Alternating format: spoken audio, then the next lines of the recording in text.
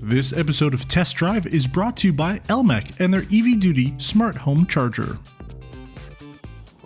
This vehicle looks a bit familiar. Didn't we already do a review on this one? The red, especially, looks pretty familiar. Well, yes and no. Last time around we did the 2-liter turbo engine, but this time we have a plug-in hybrid. Ah, that's right. Welcome back to PRN Test Drive. Today we have a 2024 Ford Escape plug-in hybrid. Now last time around we tested the ST line Elite trim and that came in at $52,000 and we mentioned that it wasn't fully loaded. Well, this one is. This one comes in at 57,000 Canadian dollars after deliveries, although it does qualify for a $5,000 federal rebate in Canada. Now, what do you get for all that money though? Let's find out. So you get 40 horsepower less and power to 2 less wheels compared to the ST line Elite with the 2-liter turbo engine. But this thing is all about efficiency. So what's under the hood? A 2.5-liter naturally aspirated Atkinson cycle inline 4 paired with 2 electric motors that produces a combined 210 horsepower. Power is then routed through an eCVT that's planetary style gearbox to only the front wheels. Yes, only the front wheels. So if that's a deal breaker for you, you'd have to get a Ford Escape with the HEV that is available in all-wheel drive. In terms of battery capacity, because this is a plug-in hybrid, the battery capacity is 14.4 kilowatt hours and 10.7 kilowatt hour is usable. One thing though is that the charging is on the slower side, only at 3.8 kilowatts. Up front, LED headlights, LED fog lights, as well as 18-inch rims come standard. But if you want the LED coast-to-coast light bar, along with 360 camera and parking sensors, you'd have to opt for the premium pack. In the rear, this vehicle is equipped with the trailer tow package, which with this powertrain configuration allows you to tow up to 1,500 pounds instead of the 3,000 pounds that you get with the 2-liter turbo engine. And opening the trunk, you also get plenty of storage space here, including a physical spare tire, which a lot of the hybrid competitors will only give you a fix-it-flat kit. Sitting in the rear, although it does feel slightly less roomy compared to, say, a Honda CR-V, you still get plenty of room, headroom, legroom, and you get a lot of adjustability to your seats. Not only can you recline the seats, you can also pull it forwards and backwards for more storage capacity in the trunk. One drawback though is that you don't get rear heated seats and you cannot option it in any Ford Escapes.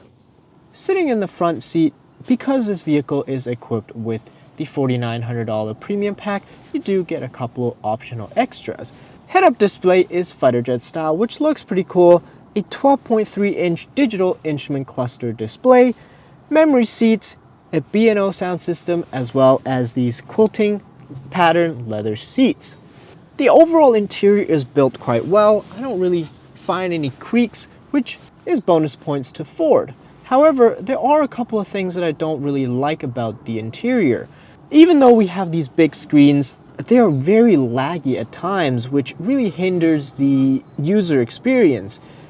And then aside from these two modern looking screens, the rest of the cabin just feels a bit dated, especially with the steering wheel design and steering wheel buttons here. They don't work particularly well either, although they are big buttons that you can click on. Aside from the steering wheel, Ford has gone pretty much a buttonless or physical button-free experience. So most of the things you'd have to change in the screen settings, which means that you have to take your eyes off of the roads and point to whatever you need on the screen. And that's not something that I particularly like.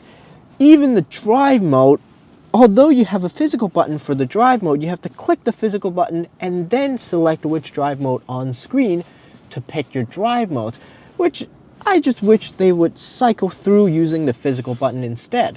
And then lastly, the rotary style shift knob could be better designed. Oftentimes when I try to put the car into reverse, I accidentally do one more click and put myself in park instead, which again, I have to look at it to see which gear I'm selected. Not very safe, let's put it that way. But I do appreciate that I get a widescreen Apple CarPlay and Android Auto display experience, as well as wireless charging. Alright, now that we're on the road, let's start off in electric mode. Now the electric motors alone can take you up to highway speeds, but really it's only zippy around town. Anything above 80 kilometers an hour, you really want to fire up the engine for that extra power. But what about its efficiency and range? The 10.7 kilowatt hour usable battery pack is rated for 60 kilometers of electric only driving range, and although I'm not able to replicate that number, I'm able to get around 50 kilometers of city driving range in full electric mode, and about 46 kilometers driving on the highway. Now the efficiency is pretty good as well. In the city, I'm getting around 19 kilowatt hours per 100 kilometers, and on the highway, getting around 21 kilowatt hour per 100 kilometers.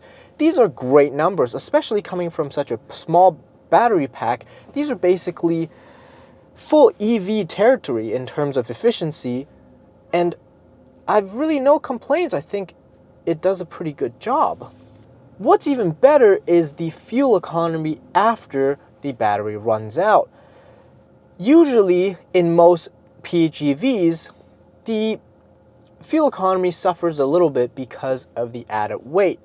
But because this is a front-wheel drive only, it's actually lighter than the all-wheel drive hybrid variant. So the end result is that I get 5.5 liters per 100 kilometers driving on the highway post battery depletion, and just under 5 liters per 100 kilometers driving in the city. I've even seen as low as 4.2 liters per 100 kilometers driving around town. These are fantastic numbers considering that this is a crossover. Enough of me raving about the fuel efficiency and the efficiency in general. Let's talk about the ride quality. Last time around, when we tested the ST Line Elite, we mentioned that the suspension felt a bit stiff. But on the other hand, this time around, I don't feel the same. It feels like it's pretty comfortable and balanced. Perhaps it's because this car comes with 18-inch rims instead of 19-inch rims, but I think the overall ride quality is quite composed and comfortable as well as balanced for this class of vehicle. The eCVT also does a really good job transitioning from electric power to gas power as well, so it makes the overall drive quite comfortable. One thing, however, that's not that good is the brake feel. The brakes don't feel great. If you're driving this very gently and braking very gently, overall it generally feels fine because it's fully reliant on the regen braking.